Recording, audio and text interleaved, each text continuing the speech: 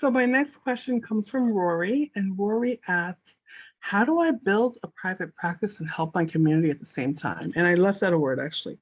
How do I build a lucrative private practice and help my community heal at the same time? And I think this is so important. This is all about what my work and what my role is about, healing my community and building a lucrative practice, building wealth, building generational wealth, helping the therapists who I work with, who I get to guide and collaborate with, to do the same thing in their work, right? Because it's about both for me. It's both and, right? So how do you do it? Well, one is you develop the focus, right? You make it clear to yourself and to others who the community is that you want to work with. Who is your niche? Who is your community, right? For me, that's Black and Brown folk. I also love working with women. I love working with immigrants.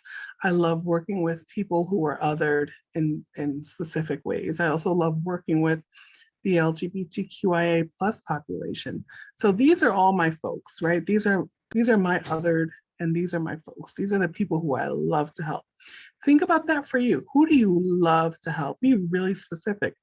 Do you want to work with, specific Asian groups? Do you want to work with specific Latinx groups? Do you want to work with Black folks? Do you want to work with gay men? Do you want to work with lesbian women? Do you want to work with non-binary folk? Like, think about who the client population is that you want to work with. You may not think of your client population in that way, and that's fine. If your community is identified in another way, like your community meaning the community that you want to work with or that you feel a special connection with, that's okay too.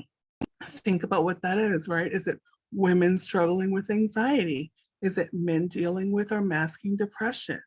Is it working with children who have been abused? Just think about what it is and make sure that all of your advertising, so the words that you're putting on your site, the images, so visually, everything speaks to this population. Have this population in mind when you write your content for your website, when you blog, when you post pictures, when you share things on social media.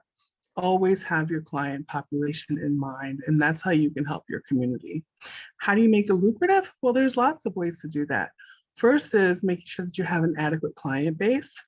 So you're making sure that you're advertising adequately, you're making sure that you're sharing and that everyone knows that this is work that you do, and you're making sure that you're putting yourself out there. Another thing that I like to recommend to people, and this is something that I've done, is if you have a particular community that you just really love working with and you really want to help, all your help doesn't have to be directly through the sessions. If you can go out there during a summer and have an event where you share information about mental health, if you can host an event or be part of an event, if you can do something in the wintertime for a coat drive or something like that, there are other ways to also help that may have a lot of meaning to you and be highly impactful for your client population. Hope that helps.